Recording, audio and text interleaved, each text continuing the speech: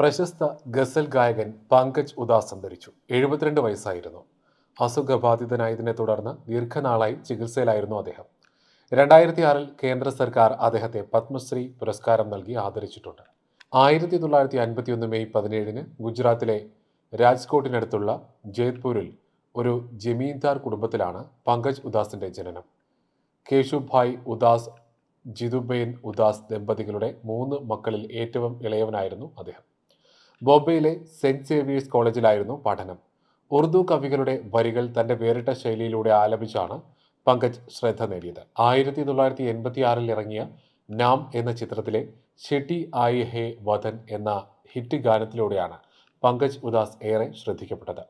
ശരാശരി നിലവാരം മാത്രമുണ്ടായിരുന്ന ഈ ചിത്രത്തിന്റെ വൻ വിജയത്തിന് അദ്ദേഹത്തിന്റെ ഗാനം കാരണമായി. ഇതിനുശേഷം നിരവധി ആൽബങ്ങൾ അദ്ദേഹത്തിൻ്റെതായി ഇറങ്ങി. എന്നും ഈ സ്വരം എന്ന മലയാള ആൽബത്തിൽ അനൂപ് ജലോട്ടയ്ക്കൊപ്പം അദ്ദേഹം പാടിയിട്ടുണ്ട്. നിരവധി സംഗീത പര്യടന പരിപാടികൾ അവതരിപ്പിക്കുകയും ധാരാളം ചിത്രങ്ങളിൽ പാടുകയും ചെയ്തിട്ടുണ്ട്.